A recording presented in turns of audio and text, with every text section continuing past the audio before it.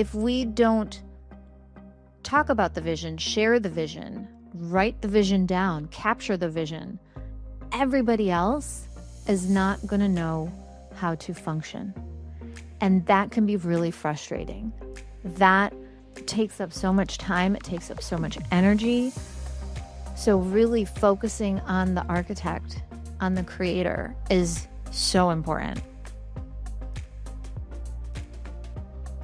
Well, hello, beautiful friends of the universe.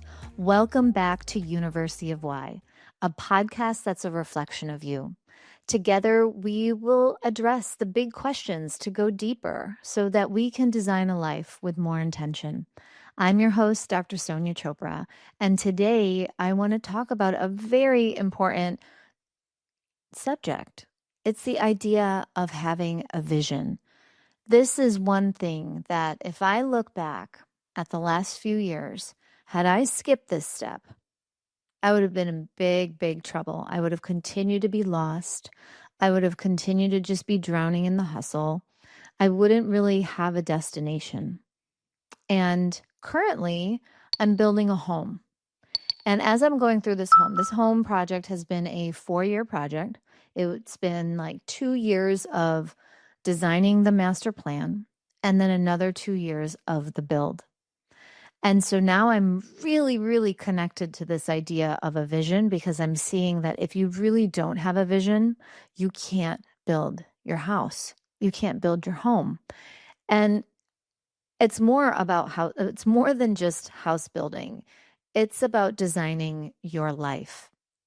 So the next couple episodes, I'm probably going to talk a lot about this house because it's taught me so much about life. There's so many connections to your own personal life that building a house can teach you.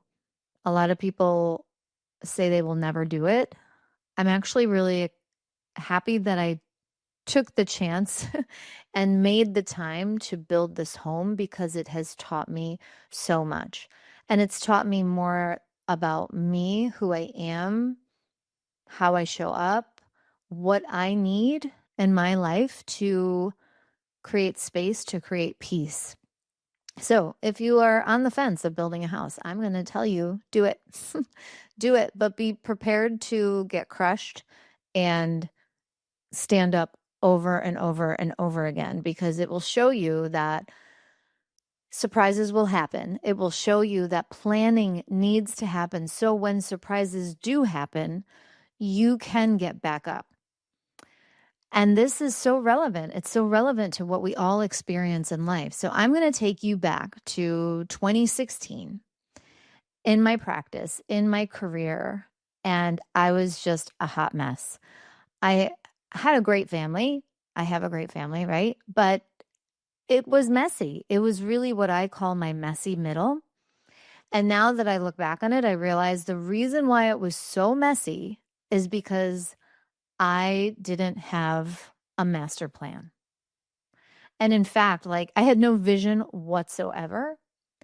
And when I look back now, I'm like, why didn't I do this one simple thing? And I guess it's not so simple, but it's important. And I had no vision for my life. And when I speak to my colleagues or some of my friends who are going at life really hard, and I say, well, what's your vision? They also haven't made time for this one important piece of life. And so I want to encourage you, if you can just take a minute, pause what you're doing. I get it. If you're driving, don't do this right now, but maybe leave yourself a voice message to schedule in some time to just start the project of creating your vision, because it's really, really important. And I'm going to connect you back to my house project, because I had a really bad, not that he was a bad architect. Now, part of this problem was I didn't understand the process. And I have never built a home before, so I've never experienced it. Would I ever do this again? I actually would, but I would do it so differently because of what I have experienced, what I've journeyed, and what I've learned through this process. and I know exactly how I would build a house moving forward. I'm sure there will still be mistakes because I'm not perfect, and that's not the point of this. Really, what I've learned is having a proper vision mitigates mistakes. It mitigates setbacks in your life if you can plan it properly, and that is why it is so important. So in 2016, when I look back at my life, it's almost 10 years later, I realized that I had no plan. I had no vision. And there was really no architect in my life. And guess what? Who is the architect? Who is the most important person here in this whole project? It is the architect. And guess what? That architect is you.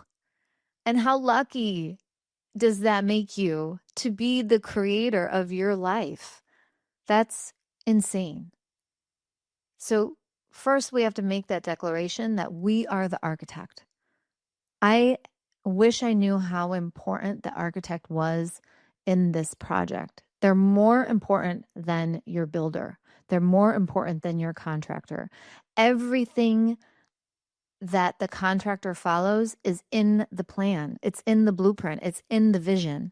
So, if we don't talk about the vision, share the vision, write the vision down, capture the vision, everybody else is not going to know how to function. And that can be really frustrating. That takes up so much time, it takes up so much energy. So, really focusing on the architect, on the creator, is so important. And my biggest piece of advice in life right now. So, I read a book years ago called Vivid Vision by Cameron Herold. And it's been one of my most impactful books ever.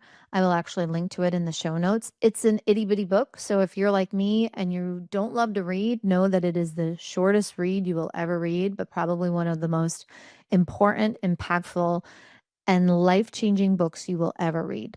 So I'm going to encourage each and every one of you to grab yourself a copy and start reading it. Even if you only read 5 pages a day, you will get it done in a month. So those are really low hanging, like, fruits right there. It's just easy to do. You will understand this concept at an even greater depth. But how he put it to me in this book was, imagine you want to build a house and you tell the contractor, I want to build this big, beautiful house with amazing outdoor space.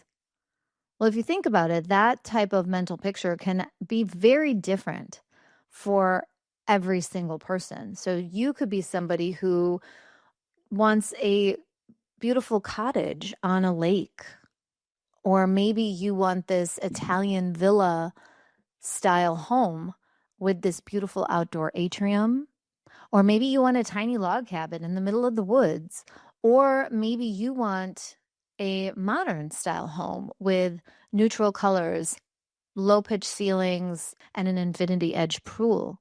These are all beautiful homes with beautiful outdoor space. And if we don't understand our own mental picture to be able to share it with somebody else, then that contractor, that builder is really not going to be able to know what to build you. So your partner, your team, these are your contractors. These are the people that help you build this dream, this life.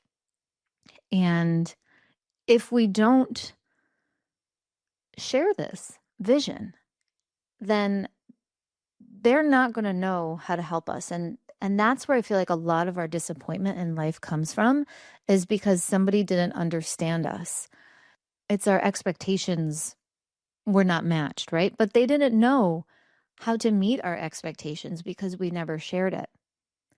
So in this book, Vivid Vision, and again, you can apply this to any part of your life.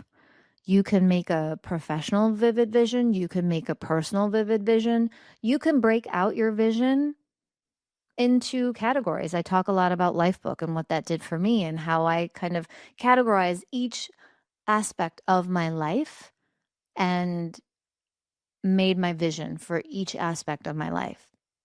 So in this vivid vision, it's a not just a vision, it's a vivid vision for a reason, because you should be able to close your eyes and see this movie almost. You should be able to connect with it visually.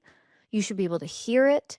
You should be able to see it. You should be able to smell it. You should be able to touch it. But most importantly, you need to be able to feel it. And I think feeling how you want to feel in this future self and this future vision is the most important part of all of this. It's not just a visual. We have to think about how we want to feel. And now in retrospect, when I go back to thinking about how would I change my whole process or my whole journey through this house build, I definitely want to find a designer who understands how I want to feel in each space. Because I feel like that really got missed. And it's something that I wish I had in the beginning, because it would have made creating each space so much easier. Now, was I able to connect with it throughout this process? Yes, but it was very frustrating. It was really hard to do, because then I all of a sudden I got this thing, this room became an actual place. And then when we got to it, we realized, ugh, that's not actually what I meant. That's actually not how I want it to look. And that's not how I want to feel. And every time I would have these conversations with the contractor, it always came down to how I wanted to feel in that space. And so finding people on your team who understand how you want to feel in a space is important. And they also have to align to that. And if they don't, guess what? They're going to self-eliminate these people in your life. Sometimes it's a partner, sometimes it's a team member, sometimes it's a contractor, that all of these things can happen. Sometimes people may not align with your vision, and that's actually a good thing. And those people will just fall away naturally, and that is beautiful. It may feel sad in the moment, but if you really think about it, it is beautiful. So when it comes to your vision, you've got to be super specific. You've got to be super detailed.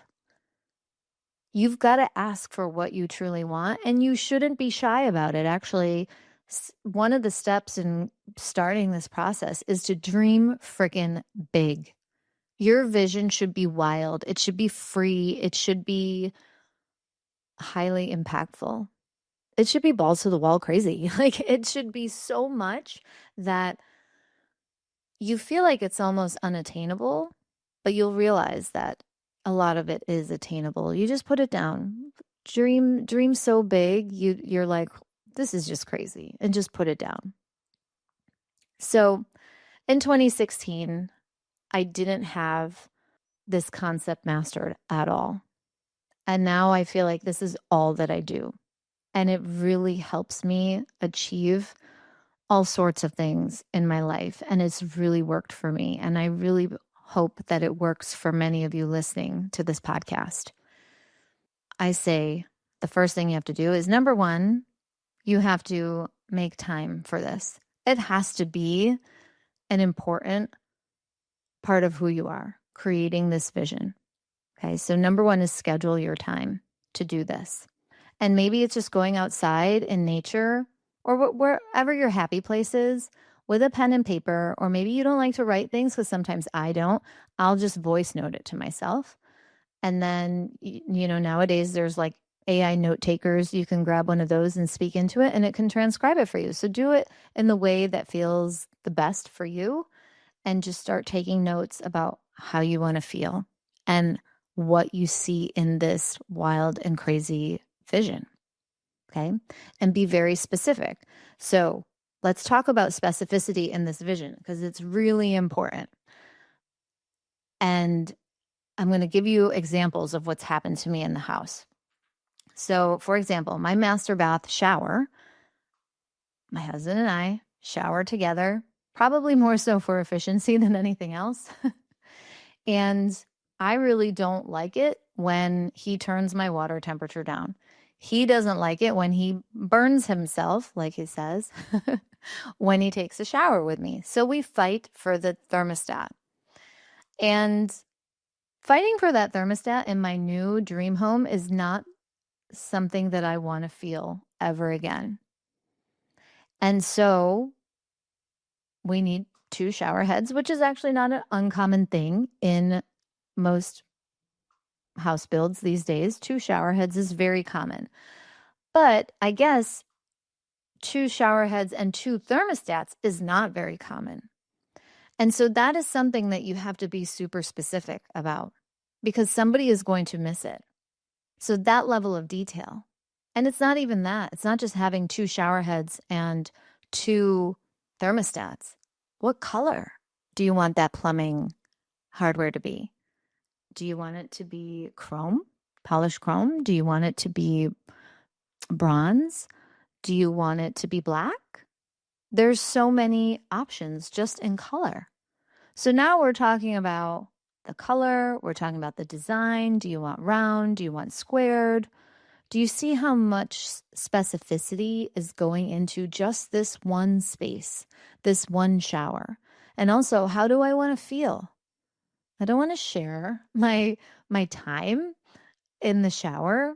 I don't want to share my temperature in the shower. Like that, the shower is such a moment of serenity in one's day. It's how you wake up, it's how you start your day. It's so important. And so I think about, how do I want to feel when I wake up? How do I want to feel when I walk to the shower, still, groggy? How do I want to feel when I walk into that water? There's just this layer of specificity that is so important that it needs to be captured. It needs to be written down. And then, and only then, can somebody know how to help you. And if we're not that specific, that's where we get frustrated. That's where we get let down in life. That's why disappointments happen, is probably because we didn't share it, we didn't communicate it, and we need to do more of that. So here's another thing. You may create a vision, okay? It's going to be super detailed, and you don't have to do it all in one go. You may make something up and connect with it, and then maybe you realize you want to make a change. So visions are also supposed to be refined. You do not have to make a vision and stick to it. Maybe that's something that's preventing you from starting the vision. And so know that you can change your vision, you can refine your vision, but anytime you update your vision, you've got to let people know. So here's another thing that happened. We created the downstairs, my basement, into this like loungy area. And we realized we wanted to have an island. And in that island, we decided to put the sink. And the sink started off at the wall. And then we moved it to the island. And guess what? Nobody made that change on the plan. And so the basement foundation was poured. The plumbing went against the wall, never made it into the island because the plumber just grabbed the plan and just started working. And so he didn't do anything wrong. He actually followed the rules, and it was a mistake. It wasn't his mistake. It wasn't our mistake either. We actually talked about it. We hoped that it was going to get captured and then communicated. But I'm going to tell you that if you want your life to go smoothly and in the direction to that destination that you're looking for, that vision that you're looking for, you have to be your own advocate. You have to be in charge. Not only are you the architect and the creator, but you also are the communicator and the updater and all that stuff. And you have to take radical responsibility for that. Otherwise, you're never going to achieve your vision in a way that aligns with you. So taking radical responsibility for this vision is super important. It's just as important as creating this vision. So if you find yourself running around patient to patient, diaper to diaper, meeting to meeting, trying to keep everything in survival mode and you're feeling lost, this idea of visioning is really important and it's really helpful. And so please make time for it. It will really help you mitigate mistakes in your own life and in your own journey. It's really important for you to define your dream so that you can build your own dream and not somebody else's, which is something you'll hear me say all the time. This whole idea of visioning is what allowed me to start on my own personal path. Very, very powerful. One thing that I noticed in this whole house project was how my vision changed over 4 years. It's crazy. From making that plan 4 years ago to now, hopefully being able to live in this house by the time this podcast airs. That will be my dream. That date keeps getting pushed and pushed and pushed, which is frustrating, and probably because of the lack of vision. I noticed that my vision actually changed. How I wanted to feel in this space actually changed over the 4 years. And so in a way, I'm actually grateful that it took this much time, because I think I would have designed and built a home that I would then have to change. So maybe there was some divine intervention on why it took this long. But I feel so settled and so grounded into this house that I'm about to move into. And I think that really says something. I do think that there was some divine intervention on how this whole thing played out. I think I would have moved into a different house. So what's the lesson here? The lesson here for me is that there's a little bit of trust that needs to go into the universe, because the universe will hear your vision. The universe will then make it happen in the way it's supposed to happen, in divine timing. Call me woo, call me whatever you want. I don't care. But I do believe that there is a reason why this happened in the way that it happened. It's been a beautiful hot mess. And I'm not upset about it. I've learned so much from it. And I hope that that's how you guys feel about your life too. Like, would you go back and reflect on the way your life turned out and say you wouldn't change a thing? Or would there be a lot of things that you would want to change? And even though we've had so many things to put change orders through, I wouldn't change how this house has turned out. It's really well thought out, and it really captures the essence of how I want to feel in this space. And that's exactly how I want to live my life, right? And so if you are wondering where to start, this right here, this conversation is how I started on this path. And I put so much time and energy into my vision, into my life book. And you don't have to do it in a life book way. I've also created vision boards, which I think are super powerful. And my 2016 vision board, I had to like put it away. I actually had to make another vision board. I believe it was in 2021, because I crushed my 2016 vision board. I still save it because it's so important to me. And it's such a reminder that if you really put your mind to it, if you are intentional about things, you can achieve everything on your vision board. And so I'm going to make an episode about how I construct my vision boards, because that may be a better way for some of you to create this way that you want to live. It might be easier for some of you to do it from a vision board style as opposed to a life book style, because when you create this vision, you want to make sure that you revisit it as well. So I love to have my vision board up and available for me to see at all times. So even if I'm not necessarily have my mind on it, every time I turn my head to the right because it's on the right side of my room, I am in some way absorbing this vision subconsciously. It's always there. It's always reminding me. So we don't want you to create this vision and then let it collect dust. We want to create a vision that we revisit often, that we come back to it, remind ourselves what kind of intention and energy we put into it. Oh man, I love visioning. And maybe you make it an annual task or an annual thing. Maybe you make it fun. Maybe you do it with your children. Maybe you do it with your team. Maybe you do it with your partner. However you want to do it, just make it exciting. Your vision should really be exciting. If it's not exciting to you, it's not going to be exciting to anyone else. So this is why we have to dream big. Really dream big and share it. Come back to it. So if I were to break creating a vision down in steps, number one is schedule that time. Schedule that time to be with yourself, to connect with yourself. Get your pen, get your paper, get your favorite music, be in your favorite spot, find your happy place, and just give yourself unconditional love and time. Don't let anyone take that time and space from you. And then when you're creating this vision, make sure you speak in a present tense to yourself. Say, I am this. Say, we have this, or our team does this. So make sure you speak in a present tense.